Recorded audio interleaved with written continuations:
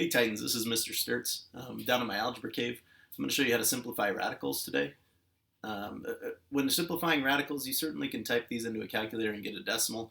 What I'm going to show you today is how to write them in simplest radical form. I'm going to show you two different ways. The first way that I'm going to show you, if you're really good with your factors and your perfect squares, this might be the way for you. So how we're going to start this problem is we're going to list all the numbers that multiply to get to 24, all the factors of 24. So we have 1 and 24, we have 2 and 12, we have 3 and 8, and we have 4 and 6. Okay, now what we're going to do is we're going to look at these factors and try to find a perfect square. So nothing here, nothing here, nothing here. If we see right here, 4 is a perfect square. 2 times 2 gives us 4. So if we can rewrite this square root of 24 as the square root of 4 times the square root of 6, that gives us the square root of 24. We know that the square root of 4 is 2, because 2 times 2 is 4. So we're going to write the square root of 4. We're going to simplify that as 2. We don't know the square root of 6. That's not a perfect square, so what we're going to do is we're going to leave that under the square root. And this is your answer in simplest radical form. 2 times the square root of 6. Okay, a different way I'm going to show you is a factor tree way.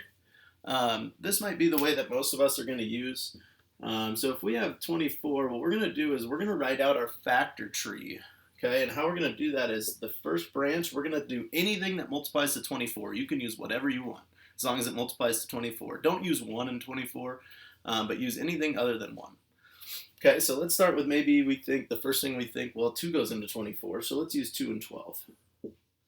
Okay, 2 is a prime number. Only 1 times 2 gives us 2, so we're going to circle that one. Okay, to get to 12, we know that 2 times 6 gives us 12. 2 is also a prime number. We're going to circle that one. And then for 6, 2 times 3 gives us 6. Those are both prime numbers. We're going to circle those. Okay, our next step is we're going to write all 4 of those numbers that we circled, the prime numbers. We're going to write those out underneath our square root. Okay, so we're going to have 2 times 2 times 2 times 3. Notice we didn't write the 6 or the 12 because those weren't prime numbers. We factored those. Next step, what we're going to do is we're going to circle groups of 2. We're going to circle pairs. Now, these pairs have to be the same exact number.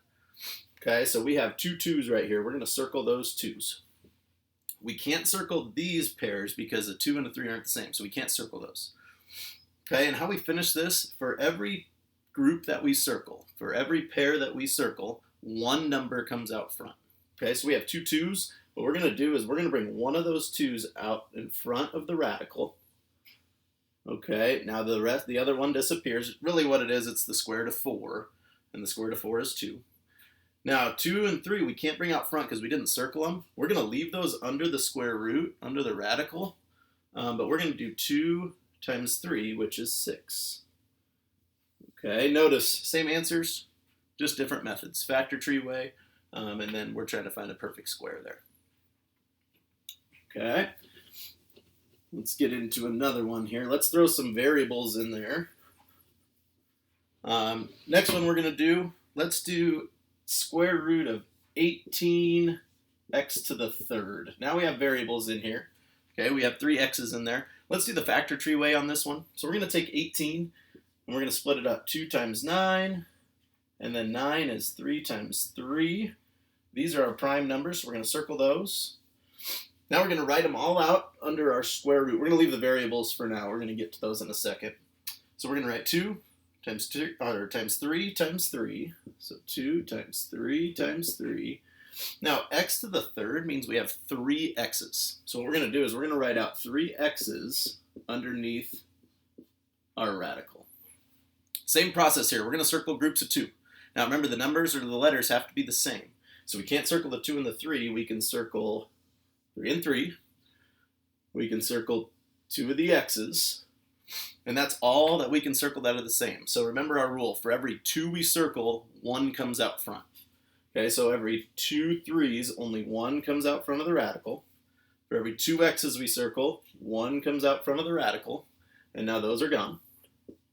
And then our leftovers, what we have left is we have a 2 and an x. So underneath the radical, we're going to write 2x. And that's our answer in simplest radical form. Okay, let's do one more here. Last one we're going to do is we're going to put a number out front of our radical to start.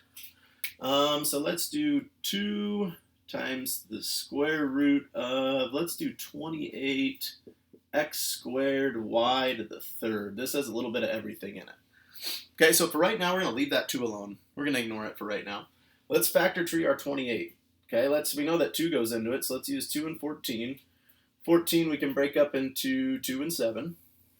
Okay, these are our prime numbers. We're going to circle them. And again, we're going to leave these variables until we write them out under the radical. Okay, so let's write out our radical here. Now, don't forget about this 2. This is where it comes back into play. Let's write the 2 down right away out front of our radical so we don't forget about it. Now, we're going to write our prime numbers. 2 times 7. We're going to write those out underneath our square root, under our radical. Now, we have our variables. Don't forget about these. We have 2 x's and we have 3 y's. So we're going to write those out. X times 3 y's. Extend our radical a little bit. Now remember, we're circling groups of 2. Okay, so we have 2 2's, circle them. We can't circle the 7 and the x, but we have 2 x's and we have 2 y's. Okay, and our rule is for every 2 we circle, 1 comes out front. Okay, so we have 2 2's here. We're going to bring 1 2 out front with the 2. Okay, so watch close how I write this. That 2's already there, but we're going to bring 1 more of these 2's out front, so it's 2 times 2. Okay, those are gone. The 7, we don't have a group of 2, so we can't bring it out. We have 1 x that we can bring out. We have 1 y that we can bring out. And the circled groups are done. Okay, now let's look for our leftovers. What's left underneath? We have a 7 and a y. So 7y is left. Now this front we're going to simplify. 2 times 2 we know is 4. We can't multiply x and y. We're just going to leave them x times y. And then our end, our leftovers, 7y underneath. This is in simplest radical form. Thanks for watching.